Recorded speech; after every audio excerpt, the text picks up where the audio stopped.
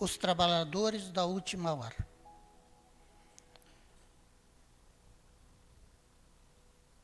O reino do céu é semelhante a um pai de família, que saiu de madrugada a fim de assalariar trabalhadores para a sua vinha. Tendo convencionado com os trabalhadores que pagaria 1 denário a cada um por dia, mandou-o para a sua vinha. Saiu de novo à 3ª hora do dia, e vendo outros trabalhadores que se conservavam na praça, sem fazer coisa alguma, disse-lhes: Ide também vós, outros, para a minha vinha, e vos pagarei o que for razoável. Eles foram. Saiu novamente a hora 6ª e a hora 9ª do dia e fez o mesmo.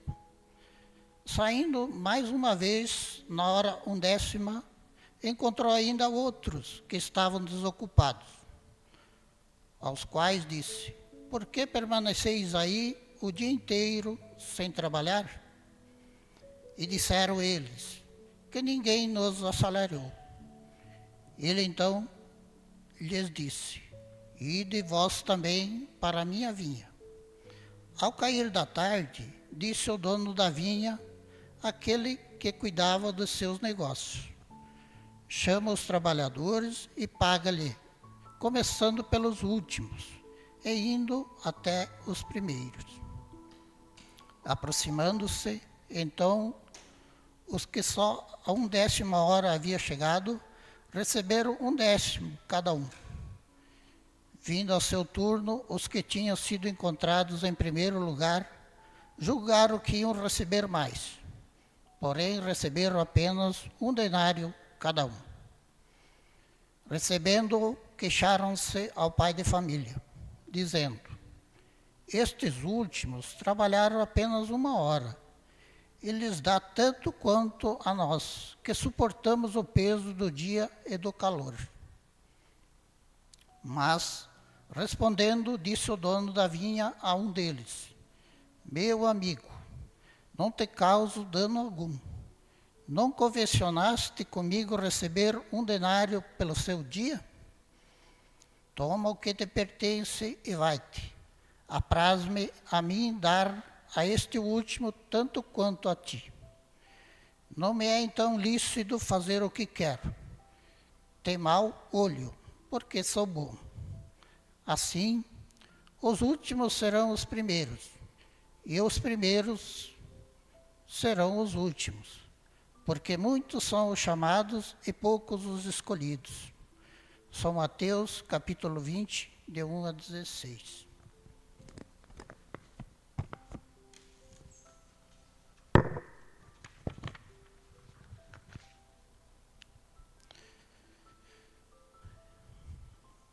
O obreiro da última hora tem direito ao salário, mas é preciso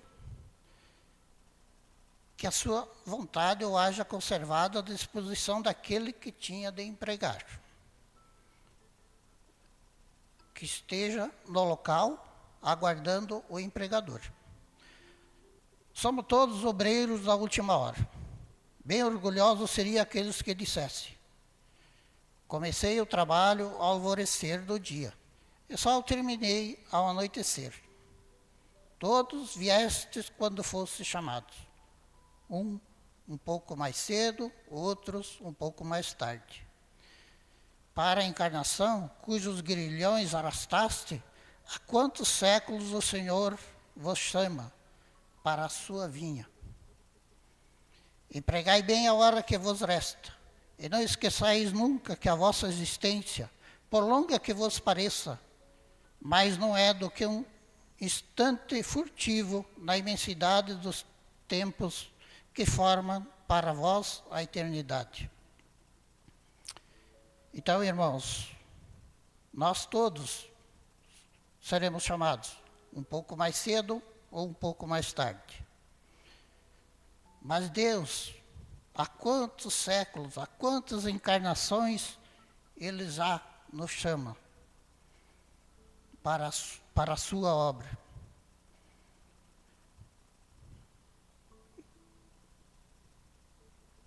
e por longa que vos pareça, não mais do que um instante furtivo nos tempos que forma para nós a eternidade. Então a nossa passagem aqui no mundo terreno, ela é tão efêmera perante a imensidão da eternidade.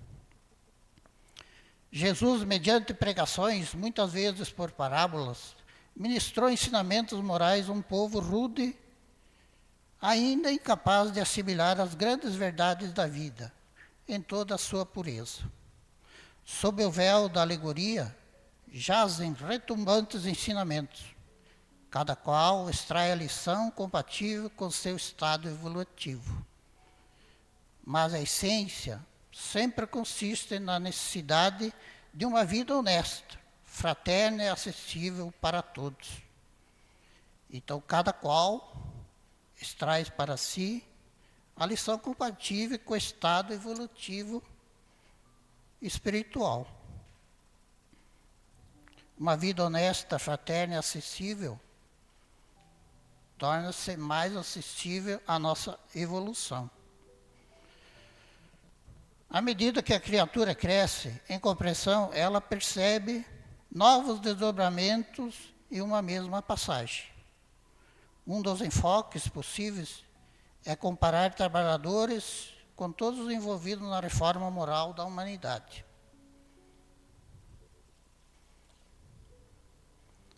Ao longo dos séculos, eles se sucederam. Alguns de nós fomos profetas, legisladores, administradores, juristas, das mais diversas profissões.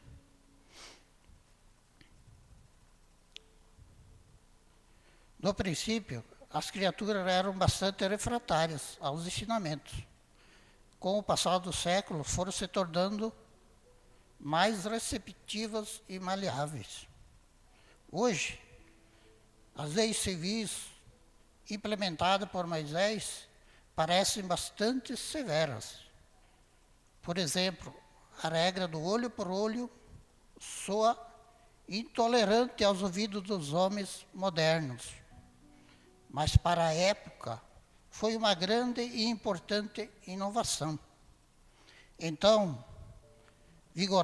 Até então vigorava a vingança desmedida.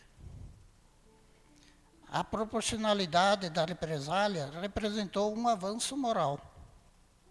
Como um povo ainda não conseguia perdoar, ao menos se tinha um limite para o revide. E assim, gradualmente, a humanidade foi evoluindo. Incansáveis pessoas dedicaram suas vidas a esse mister. Coisas que hoje parecem naturais são fruto de grandes lutas e renúncias.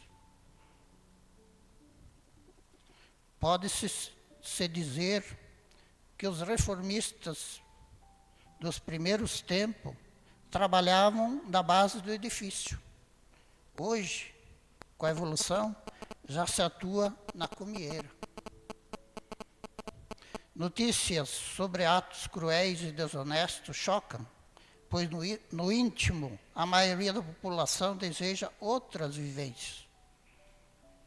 É preciso se tornar ideal de viver a um mundo melhor e agir para que ele se implante na Terra.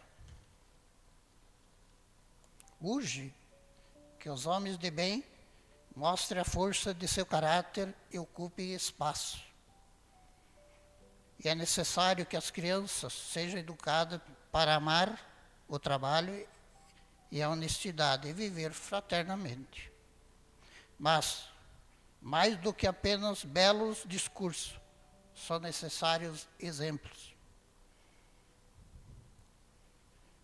A generosa recompensa do esforço será a aventura de viver e mais tarde reencarnar em um mundo justo e fraterno. A dor e a alegria são mensagens do despertar. Ambas nos arrancam da superficialidade e nos conectam ao que é essencial. Em momentos de intensa emoção percebemos algo maior, uma ligação invisível que sustenta toda a vida. A ideia de aquém e além é fruto de uma limitação humana. Não há dois mundos separados por um abismo, mas uma existência interligada por uma mesma força. O que nós vemos não deixa de existir, assim como micro-organismos invisíveis aos olhos nus habitam em uma gota de água. Há dimensões da vida que ultrapassam nossos sentidos físicos. O espírito é eterno. O corpo muda, envelhece, transforma-se, mas o eu, a essência, permanece. Quando compreendemos essa unidade, abandonamos o medo e a superstição. A fé deixa de ser crença cega e se torna entendimento consciente. Nossos pensamentos não são vazios, são forças vivas. Criam formas, influenciam ambientes, tocam outras mentes. Somos responsáveis pelo que cultivamos. Dentro de nós estão tanto o céu quanto o universo inferior. É o nosso livre-arbítrio, nós que escolhemos. Manter o foco puro dos pensamentos é estabelecer paz interior e contribuir para uma harmonia da criação. Costumamos dizer que o tempo passa, mas na verdade somos nós que avançamos dentro dele. O tempo permanece, ele é eterno. Nós que mergulhamos nele e colhemos experiências, ou não, de acordo com a nossa evolução. Da mesma forma, a verdade é eterna. O que muda são as formas pelas quais a percebemos. Por isso, não basta crer, é preciso compreender que a fé, sem entendimento, torna-se comodidade espiritual. Cada luta, cada dificuldade não é castigo, é oportunidade de crescimento e purificação interior. Nada ocorre por acaso. As leis que regem a criação são perfeitas e justas. No fim, todo ensinamento converge para um ponto essencial, que é o amor. O amor pela criação, o amor pelo próximo, o amor que eleva, fortalece e ilumina. E ao despertar, não é apenas um chamado religioso ou filosófico, é um convite à responsabilidade espiritual. Que possamos, a cada dia, romper as correntes invisíveis que nos limitam a caminhar conscientemente na luz da verdade.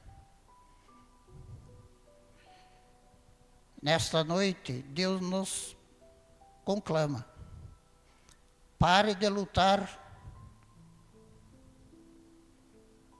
contra a própria, pois quando você me conhecer, diz Jesus,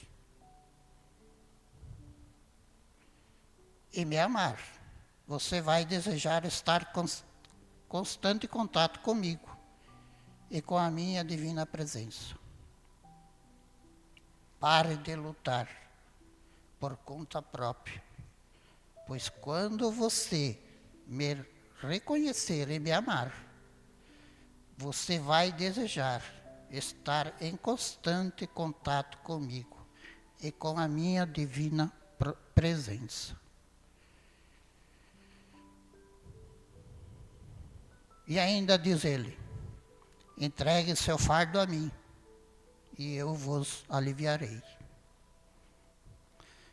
Você terá que fazer isso conscientemente, até que toda negatividade se afaste e você aprenda a viver positivamente o tempo todo.